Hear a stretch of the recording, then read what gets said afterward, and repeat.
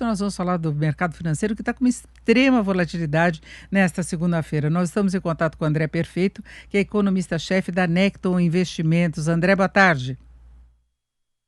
Olá, boa tarde, Denise. Boa tarde a todos os ouvintes. Bom, André, nós começamos o dia aí com essas projeções piores do próprio mercado financeiro em relação à inflação, em relação à taxa básica de juros. Há pouco nós estávamos falando sobre isso. O mercado não para de aumentar a projeção do IPCA deste ano e também do próximo, e contando com a Selic em 7,25. E a gente vê aí uma certa preocupação no mercado com a questão fiscal, não é? Isso tem pesado nos negócios, inclusive contrariando aquela previsão de queda do dólar. E o dólar vinha alta forte hoje, bateu no 5,27, agora está em queda de 0,28%, cotação de venda do comercial em R$ 5,22. A bolsa, que estava no momento de mau humor, né, agora ela está mudando. O comportamento também sobe 0,40%. Enquanto eu estou falando com você, o dólar já mudou, agora a queda é de 0,31%. André, dá para explicar essa mudança de humor repentina e, no geral, o que está acontecendo com o mercado?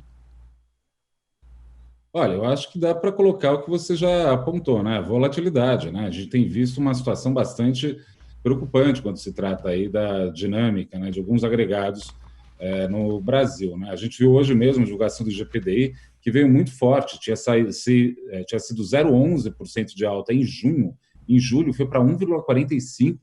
Isso daí aumentou o receio de um temor inflacionário mais forte, né? A gente viu no relatório Focus hoje bastante, enfim, piorando também para 2022, 2021 ainda ruim, a elevação da projeção de Selic. Isso daí tem feito um efeito curioso, né? Setores que se beneficiam de juro mais alto, né? Hoje mesmo, banco, né? Alguns bancos estão indo bem, um pouco nessa leitura de juros mais altos. Isso daí, desculpa, desculpem, isso daí junto com os juros mais altos, junto com uma preocupação fiscal, né, tem criado aí até ruídos no dólar. E foi isso, né, bateu aí hoje de manhã, chegou a bater até 5,31, né, o dólar comercial, né, em alguns momentos, aí voltou, vai ser vol, né, a gente tem visto isso, e não bastasse tudo isso, né, a gente tem uma semana que politicamente é bastante intensa, isso daí pode trazer alguns ruídos de novo para o mercado de capitais, enquanto os investidores tentam entender o que está acontecendo um pouco melhor aí na dinâmica política e como isso vai bater no preço dos ativos. A gente vê que há um certo esforço em se passar um recado mais tranquilizador. Nós tivemos o presidente Bolsonaro falando em responsabilidade fiscal, ao apresentar o programa, a nova proposta, né, para o Bolsa Família. Nós tivemos Arthur Lira dizendo que a decisão que saiu do plenário em relação ao voto impresso deve ser respeitada pelo governo, né? E hoje, pelo menos, nós não tivemos nenhuma situação de atrito. Talvez isso tenha dado uma trégua para o mercado também. Pode ser isso um pouco, né? Também tem essa discussão do voto impresso que parece que o Lira foi bastante habilidoso nessa, eu acho. Eu tenho que. Eu fiquei bastante impressionado com esse movimento que ele fez, porque ele colocando o voto impresso em discussão e muito provavelmente enfim, não deve ser aprovado, né? Então, se trata de uma PEC, é uma votação extensa em 2 turnos, por aí vai, né? Isso daí pode tentar trazer uma espécie de calmaria, mas ao mesmo tempo se houve de Brasília aumentos de tensões também por conta de um. Eu não acredito que o presidente Bolsonaro vai aceitar tão rapidamente, né, uma eventual não aprovação do voto impresso, enfim, a ver. Só que essa semana a gente também tem a discussão da MP do Bolsa Família, que não se sabe o valor ainda, vai ser discutido em setembro isso, né, essa que é a projeção, e tem a PEC dos precatórios, que, de novo, vai demorar ainda, né, porque você vai ter que estabelecer uma comissão para depois entrar na discussão. Só que a PEC dos precatórios um tema polêmico, fiscalmente polêmico.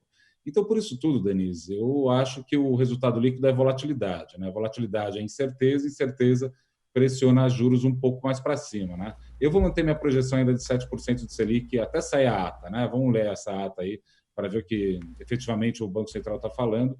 Mas, em linhas gerais, a tendência é de um juros um pouco mais alto no Brasil, o que, de novo, né, beneficia alguns setores. Né? A gente tem visto isso daí ao longo do dia de hoje, por exemplo. O mercado já está considerando aí a Selic 7,25, né? Exatamente, isso que está no relatório Focus. Dependendo, né? Acho que agora até está um pouco mais alto se você for ver na curva de juros mesmo, porque o relatório Focus pega a opinião dos economistas. Quando você vê na curva de juros, você vê o que os investidores estão fazendo de fato. insisto, né, a gente está num momento onde um conjunto de notícias não tão boas, um ponto econômicas propriamente, a gente falou hoje do IGPDI, né, vai ter IPCA essa semana também, que não vai vir fraco, né, já está claro isso. Por exemplo, o IPC do IGPDI, né, que também calcula o índice de inflação ao consumidor, saiu de 0,64 para 0,92, uma alta relevante de energia elétrica, uma alta relevante de gasolina, botijão de gás, isso tudo aí gera desconforto, de novo, né? E a gente tem que ver essa discussão fiscal no Brasil, né, Denise? A gente sabe que, não, apesar, talvez, aí dos bons modos monetaristas do Ministério da Economia, né, a gente sabe que a parte fiscal está bastante tumultuada, para dizer o mínimo, né? Vamos ver como eles vão resolver todos esses problemas ao mesmo tempo. E é uma situação que não vai se resolver no curtíssimo prazo. Você tem a apresentação das propostas, você tem as discussões todas, mas a definição de orçamento tende a acontecer a proposta do governo até o final do mês de agosto, mas a gente pode ter aí algumas semanas de uma certa ansiedade aí do mercado em relação a isso, né?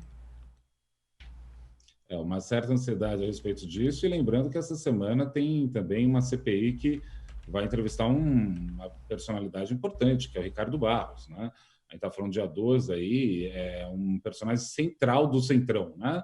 Ele, sem dúvida nenhuma, vai gerar uma série de questionamentos a respeito, não a respeito dele, né? A gente não sabe exatamente como eles vão inquirir, né, o Ricardo Barros, mas, de novo, né, eu olho para Brasília, minha equipe lá em Brasília, a gente fica muito atento, tá? Todo mundo aí com o radar ligado no máximo, né? Porque tem muito pequeno detalhe que pode gerar assunto, né? Tem boas coisas que, enfim, do ponto de vista do mercado, eu acho que vão andar mais tranquilamente. Tem o Correios, que, segundo consta no Senado, deve ser aprovado sem grandes surpresas, né? Isso daí pode trazer algum alívio.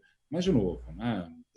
Se você coloca no papel, Denise, acho que o ouvinte aqui da Jovem Pan também vai entender o que eu vou falar, né? A gente está colocando no papel, apesar de coisa ruim que pode acontecer, coisa boa, infelizmente a listinha de coisa ruim ainda é um pouco maior, o que faz a gente ficar, obviamente, cauteloso. Não por acaso essa volta toda no dólar, né? É impressionante o que está acontecendo com a moeda norte-americana e o real brasileiro. E é total imprevisibilidade, né, que afeta inclusive os negócios que operam em comércio exterior, a decisão do investidor mesmo, é muita volatilidade, né? Isso. E no caso do dólar, né, além dessa impressão de que talvez os juros não seja tão suficiente para até controlar a inflação um pouco mais, né? A gente está vendo o preço de commodity cair. Hoje o petróleo caiu fortemente, o minério de ferro tem caído fortemente. A gente não sabe os últimos números, porque Singapura está em feriado, né? E o Qingdao, que é enfim, o minério de ferro quente mais óleo, que mais se presta atenção, não teve cotação. Agora, o que se vê aí, né, é um pouco de commodity para baixo. O real é muito atrelado a commodity, né? Então, além das questões monetárias, leia-se inflação, leia-se taxa de juros, leia-se impressões fiscais, objetivamente, de forma concreta, algumas commodities mostram algum tipo de arrefecimento, né?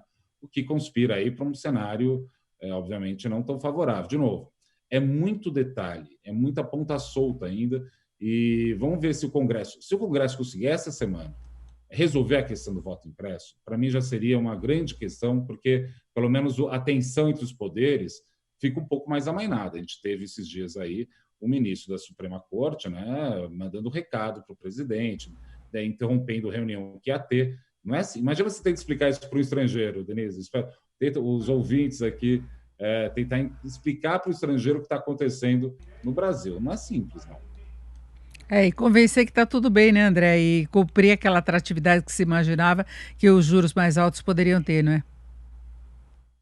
Exatamente, né? Eu acho que como a situação, vamos dizer assim, política barra um sentimento mais difícil está estabelecido, né? O custo disso em juros, ou seja, o custo no tempo é elevado. Não estamos falando de pouca coisa, não. E de novo, né? A gente está no meio de uma discussão onde envolve questionamento entre os poderes. Isso daí é muito sério. Isso não é pouca coisa. Isso. O presidente Bolsonaro está sendo muito firme no defesa das pautas que ele acredita importante, né? E o STF está reagindo também. E o Lira está fazendo um movimento, por isso que eu achei inteligente que o Lira está fazendo, tentar acabar com o assunto, né? Só que essa semana, para além de todos os assuntos, tem uma série de pautas importantíssimas que estão acontecendo no Congresso. Esse é o ponto, é tanta coisa acontecendo que você não sabe para onde olhar direito. E esse que é isso que gera esse sentimento de estranhamento, para dizer o mínimo, né? É, enfim, né? E isso daí se reflete nos negócios, não tem como não se refletir. Hoje tá, agora virou, tá positivo, lindo, maravilhoso, é isso aí. Só que eu não garantiria que vai ficar esse bom tom aí amanhã, por exemplo, né? O tema é volatilidade e a persistência de volatilidade se traduz numa percepção maior de risco, ou seja, isso daí vai ter que acabar batendo em juros em algum momento. É isso, vamos fechando por aqui, André, mas só para registrar, o dólar agora reduziu a queda para apenas 0,16. Já está em quase R$ Tá, tá, 5,23, é isso. É, conversamos com o André Perfeito, que é economista-chefe da Necton Investimentos. André, muito obrigada, uma boa tarde. eu que agradeço, um abraço a todos os ouvintes.